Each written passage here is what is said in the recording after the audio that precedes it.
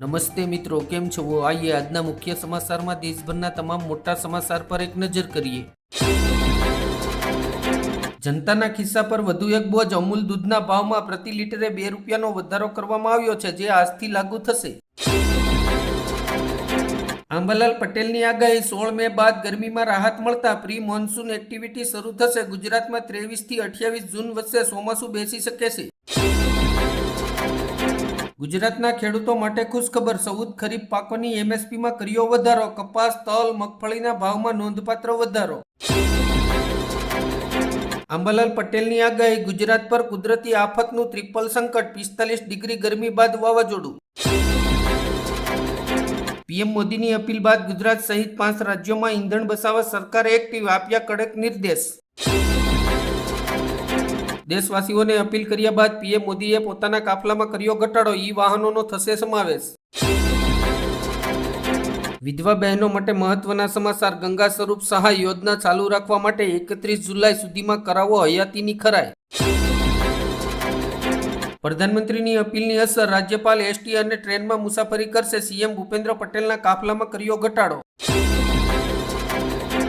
સરકારના એક નિર્ણયથી સોના ચાંદીના ભાવમાં ઉછાળો, સોનાના ભાવમાં 11,000નો વધારો, ચાંદી 3 લાખને પાર।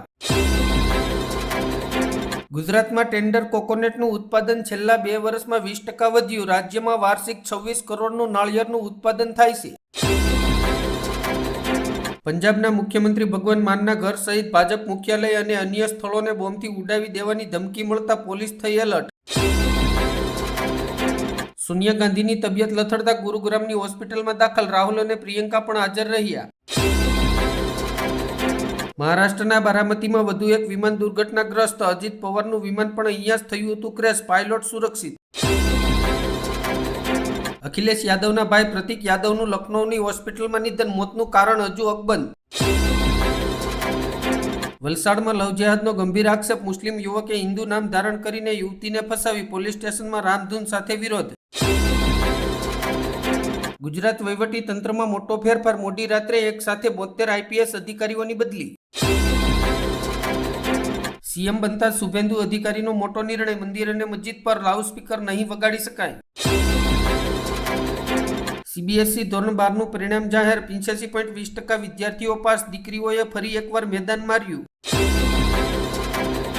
ગુજરાતના લોકાયુક્ત તરીકે નિવૃત્ત જસ્ટિસ બિરેન વ્યાસણુની નિમણૂક, રાજ્યપાલ આચાર્ય દેવવ્રતે લેવડાવ્યા શપથ। તમિલનાડુમાં થલાપતિ વિજયે આખરે સાબિત કરી બહુમતી, સમર્થનમાં 144 અને વિરોધમાં 22 વોટ પડ્યા। બિહારના સીતામઢીમાં 11 વર્ષની બાળકી સાથે રોડ પર દુષ્કર્મ આચર્યો, આક્રોશમાં ટોળાએ કરી હિંસા। વોટ્સઅપ, યુપીઆઈ બધું બંધ થઈ જશે, ઈરાનના એક પગલાથી ડિજિટલ વર્લ્ડ હસમસી જશે।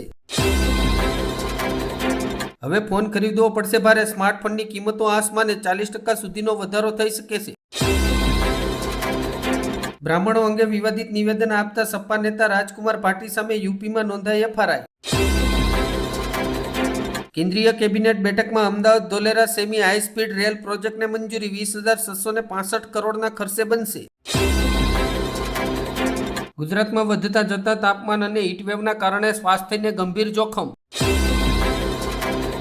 ભારતના મિત્ર દેશ રશિયાએ આપ્યું આશ્વાસન, ભારતમાં નહીં થાય ઉર્જાના જથ્થામાં કમી। પેટ્રોલ ડીઝલ બચાવવા ગુજરાત સરકાર એક્શન મોડમાં, વર્ક ફ્રોમ હોમ લાગુ કરવા પર વિચારણા। મારુતિ સુઝુકીએ રેલવે મારફતે 30 લાખ વાહનોનું ડિસ્પેચ પૂરું કર્યું, ગ્રીન લોજિસ્ટિકમાં રચ્યો નવો રેકોર્ડ।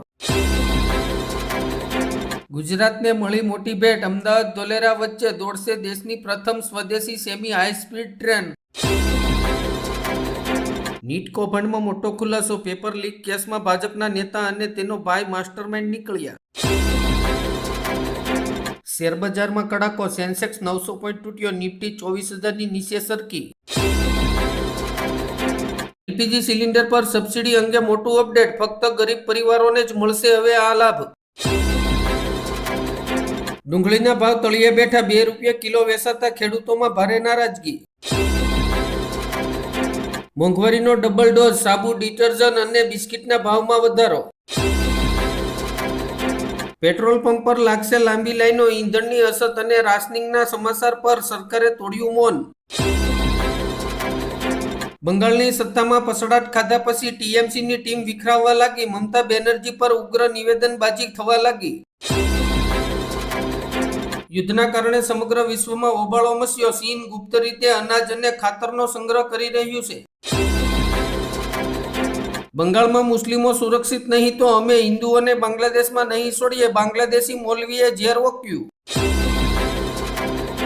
થરાદના અરંટવા ગામે લગ્ન પ્રસંગમાં ગેનીબેન ઠાકોરે કહી મોટી વાત. ઠાકોર સમાજના બંધારણને કારણે ડીજે અને દારૂનું દૂષણ. ભારતને ઉર્જા ક્ષેત્રે સ્વનિર્ભર બનાવવા કેન્દ્રનો મોટો નિર્ણય. ક્રૂડ ઓઇલ અને ગેસની રોયલ્ટીમાં ઘટાડો કરવામાં આવ્યો. સીએમ બનતા જ વિજયનો મોટો નિર્ણય. ધાર્મિક સ્થળો અને શાળાઓ નજીક દારૂની દુકાનો બંધ કરવાનો આદેશ. સેન્સેક્સમાં 800 પોઈન્ટનો કડાકો. રૂપિયો તળિયે અને ક્રૂડ ઓઇલ $105 પાર. સોના ચાંદી ખરીદનારાઓ માટે ખુશખબર. સરકાર નહીં વધારે ટેક્સ. અફવાઓ પર લાગ્યું પૂર્ણ વિરામ. માર્કેટ ક્રેશ થતા રોકાણકારો સોના તરફ વળ્યા. ચાંદીમાં 3200નો તોતિંગ વધારો. સોનું પણ મોંઘું થયું. ખરીદતા પહેલા ચેક કરો આજનો ભાવ.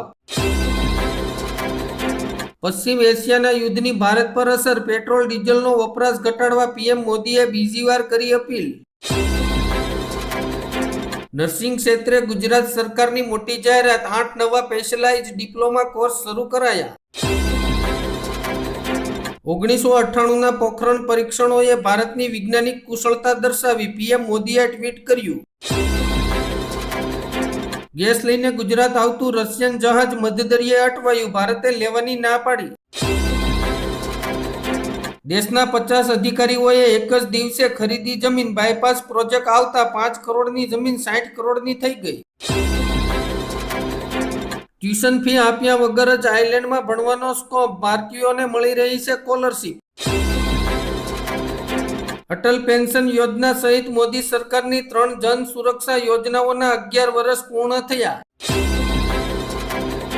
ભૂપેન્દ્ર પટેલ સરકારનો કડક નિર્ણય. ગુજરાતમાં 55 વર્ષ પૂર્ણ કરનાર કર્મચારીઓને ફરજ મુક્ત કરવા માટે તૈયારી. એઆઈ બતાવશે તમારી વેઇટિંગ ટિકિટ કન્ફર્મ થશે કે નહીં. રેલવે લાવી રહ્યું છે સુપર સ્માર્ટ સિસ્ટમ. એઆઈથી નોકરી જશે નહીં પણ વધશે. કેન્દ્રીય મંત્રી અશ્વિની વૈષ્ણવે આપ્યા મોટા સંકેત. નીટ 2026 પરીક્ષા રદ કરાતા રાહુલ ગાંધીના આકરા પ્રહાર. કહ્યું શિક્ષણમાં સંગઠિત ભ્રષ્ટાચાર. સનાતન ધર્મ ખતમ કરી દેવો જોઈએ. ઉદયનિધિ ટાઇલિનનું ફરી વિવાદાસ્પદ નિવેદન. સુરત મહાનગરપાલિકાની ચૂંટણીમાં જીતેલા તમામ 112 ઉમેદવારોએ દસ્તાવેજ જમા કરાવ્યા. ગુજરાતમાં બર્ડ ફ્લૂનું એલર્ટ. મહારાષ્ટ્રમાં કેસ વધતા પશુપાલક વિભાગ એક્શન મોડમાં.